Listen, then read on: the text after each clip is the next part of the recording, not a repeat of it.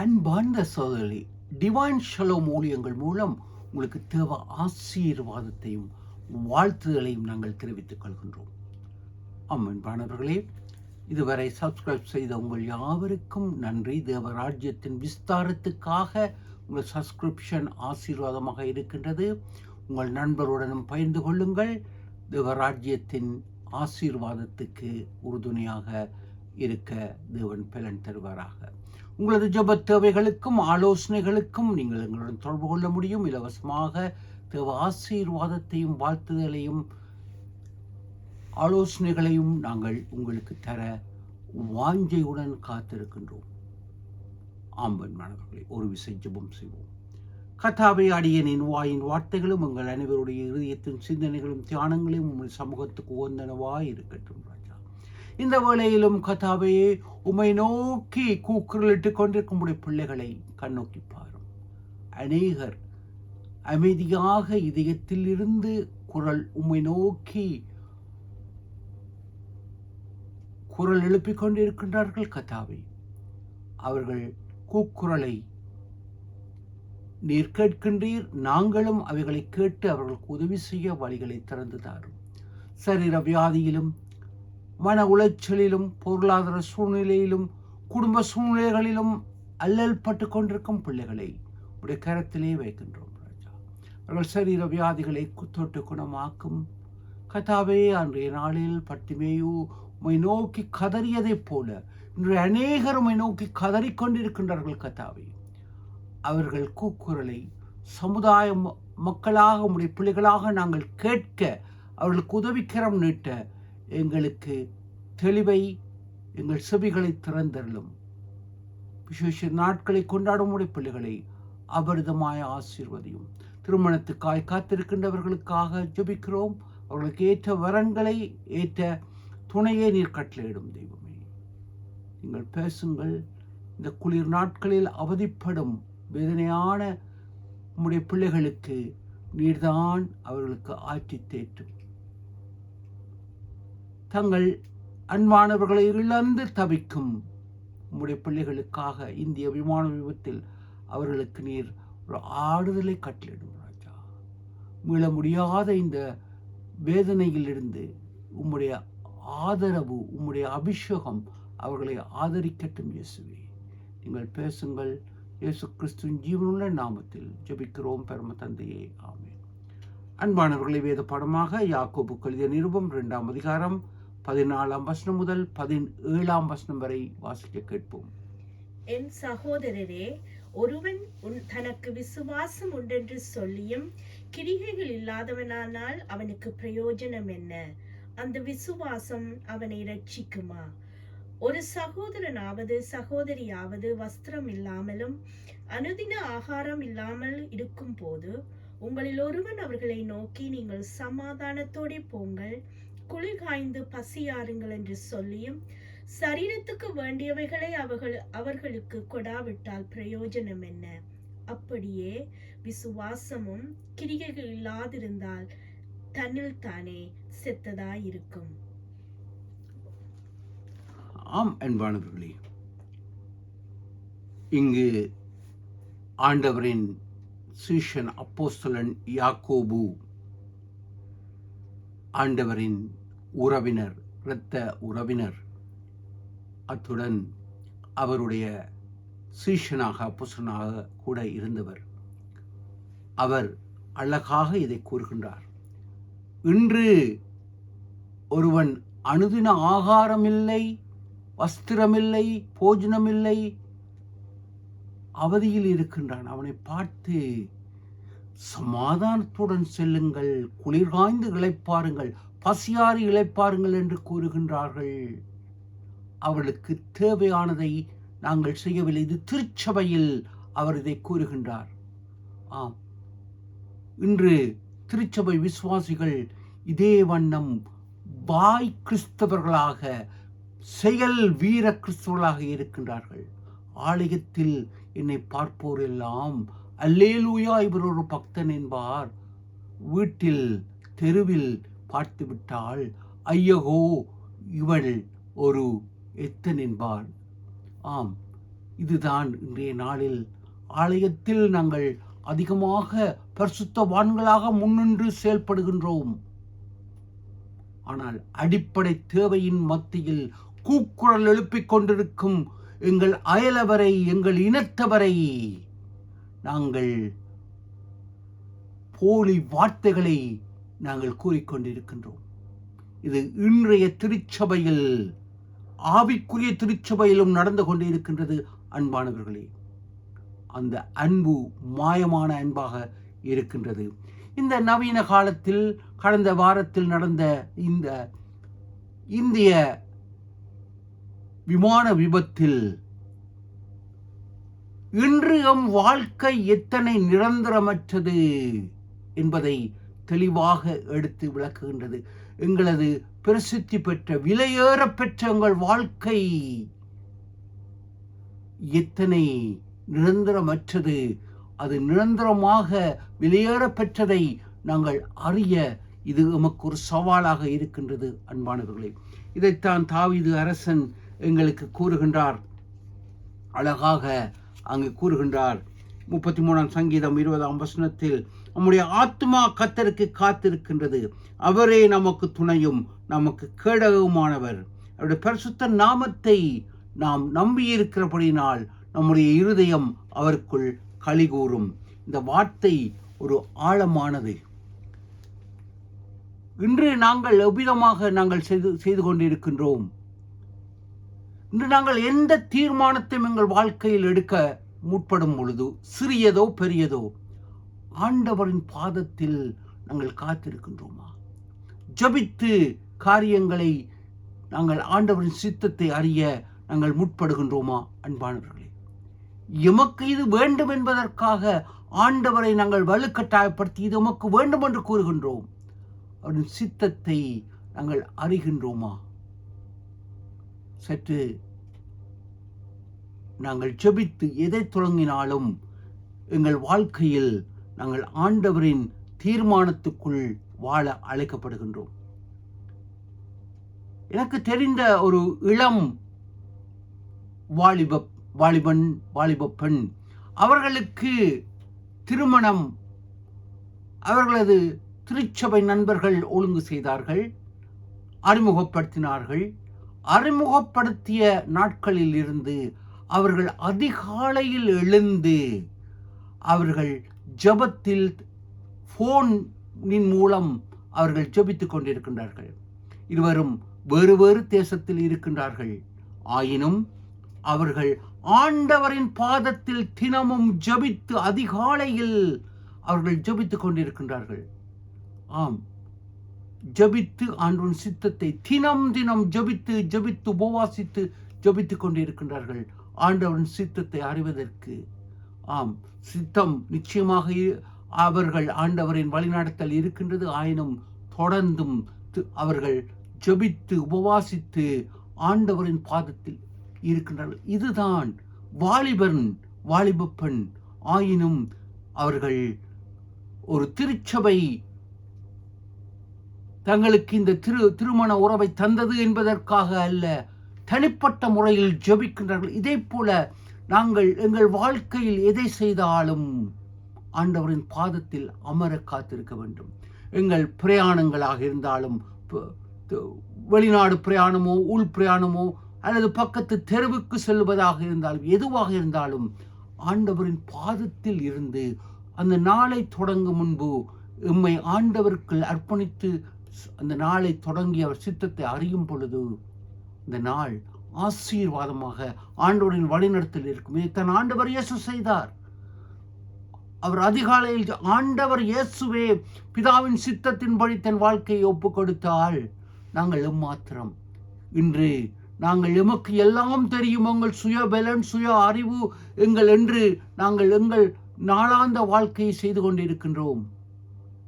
ஆம், அந்த பிளேன் செல்லும் பொழுது எல்லாம் ஒழுங்காக இருந்தது என்ற செயல்பாட்டில் சென்றார்கள் அந்த விமான ஓட்டிகள். அதே வண்ணம் ஆண்டவர் இயேசு எங்கள் மாலுமி, எங்கள் பைலட் என்று எங்கள் வாழ்க்கையை அவரிடத்தில் நாங்கள் ஒப்புக் கொடுக்கின்றோமா? அன்பானவர்களே,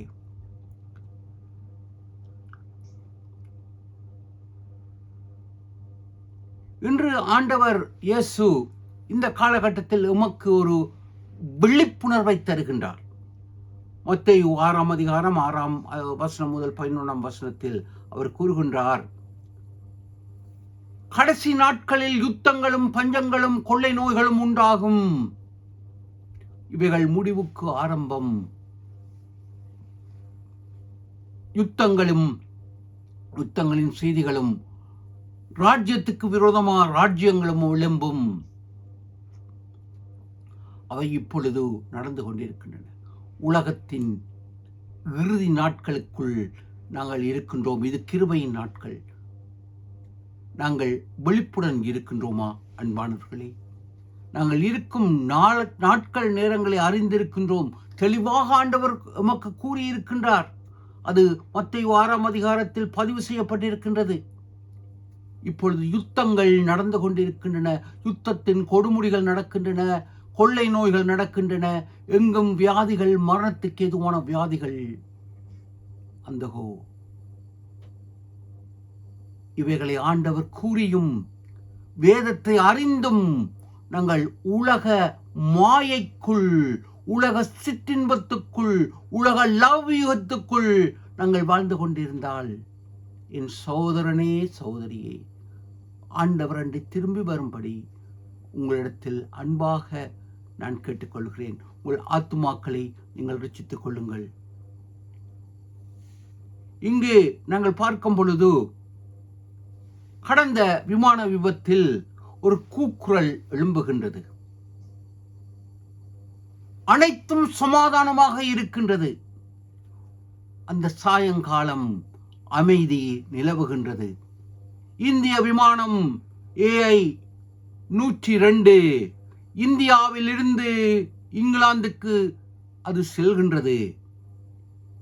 எல்லாம் ஒழுங்காக காலக்கிரமத்தின்படி சீராக செயல்பட்டு கொண்டிருந்ததாக அனைவரும் சிந்திக்கின்றார்கள். அங்கிருந்த அத்தனை பயணிகளும் எதிர்பார்ப்புடன், சந்தோஷத்துடன், நம்பிக்கையுடன் ஒரு சுபீட்சமான எதிர்காலத்தை நோக்கி பயணம் செய்கின்றார்கள். இளம் வாலிபன் அவன் எதிர்காலத்துக்காக அவன் நம்பிக்கையுடன் செல்கின்றான். இளம் குடும்பம், 3 குழந்தைகளுடன் கணவன் மனைவி சுபீட்சமான எதிர்காலத்தை நோக்கி பயணம் செய்கின்றார்கள். இளம் பெண் தன் பெட்களை சிகிச்சையின் பின்பு தன்னை அழகுபடுத்திக் கொண்டு ஆசீர்வாதமான எதிர்காலத்துக்கு மீண்டும் செல்கின்றாள்.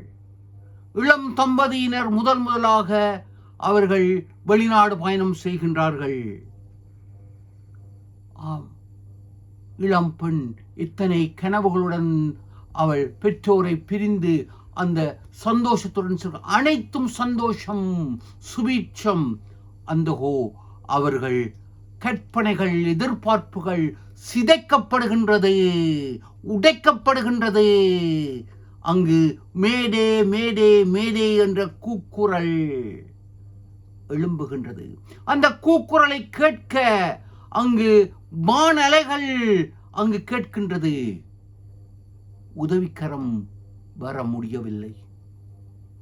அந்தகோ அனைத்தும் சிதைந்து விடுகின்றன.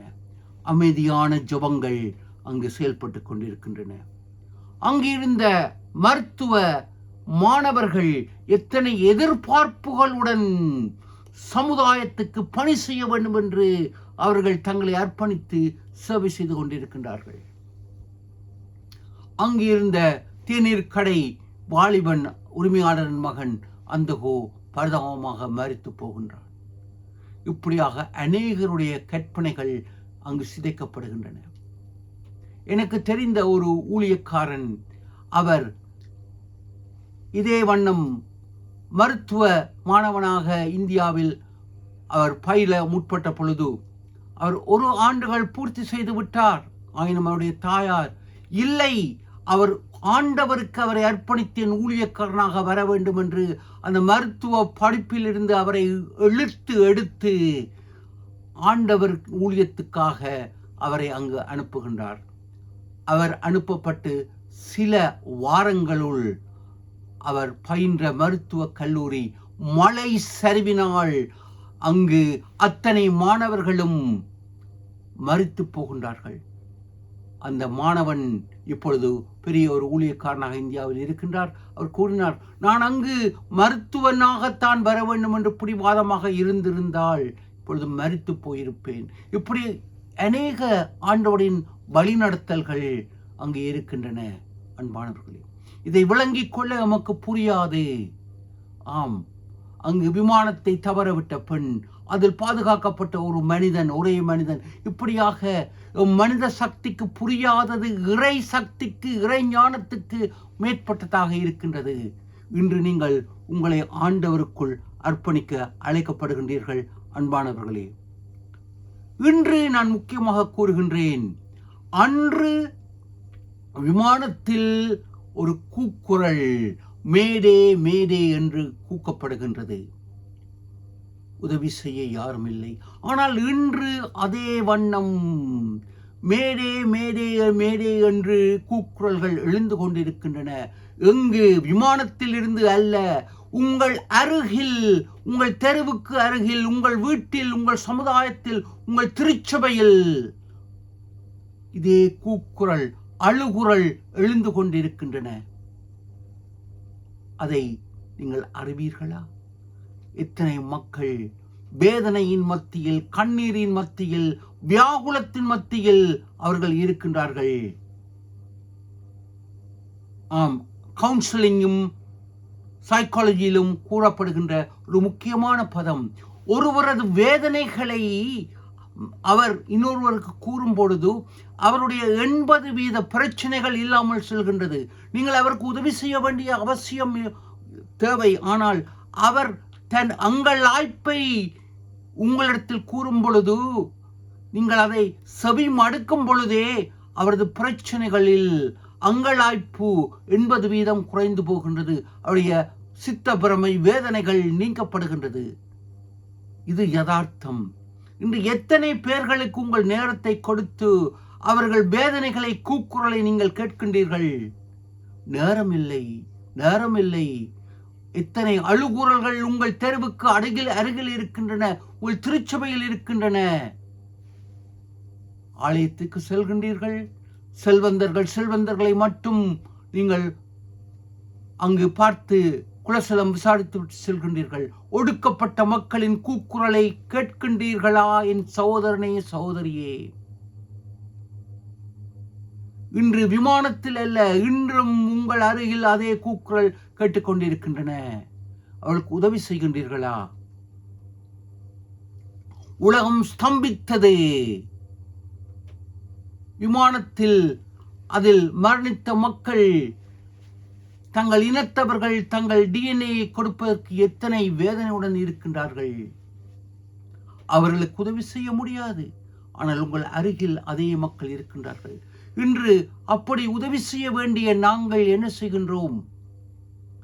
உதவி செய்யாமல், ஒருவர் மரணத்துக்கு ஏதுவான வியாதியோ வேதனையில் இருக்கும் பொழுது அவர்களது சொத்துக்களை உங்களதாக்கிக் கொள்வதற்கு அவர்களது சொத்துக்களை நீங்கள் அபகரித்துக் கொள்கின்றீர்கள். இது ஆண்டவர் கூறிய சத்தியத்துக்கு முரணான ஒரு அசுத்தமான, அசிங்கமான செயலாக இருக்கின்றது. அழுகுரல் கேட்கும் மக்களுக்கு ஆறுதலாக நீங்கள் இருக்கின்றீர்களா? அல்லது அவன் விழுந்த அவனை இன்னும் மிதித்து அவனது சொத்துக்களை, அவனது செயல்களை நீங்கள் பறித்துக் கொள்கின்றீர்களா? எவ்விதமாக நீங்கள் செயல்பட்டுக் கொண்டிருக்கின்றீர்கள் என் அன்பு சகோதரனே, சகோதரியே? இது கிறிஸ்தவத்துக்கு, கிறிஸ்தவ ஆவிக்கு விரோதமான செயலாக இருக்கின்றது. இங்கு ஆண்டவர் கூறுகின்றார் அழகாக,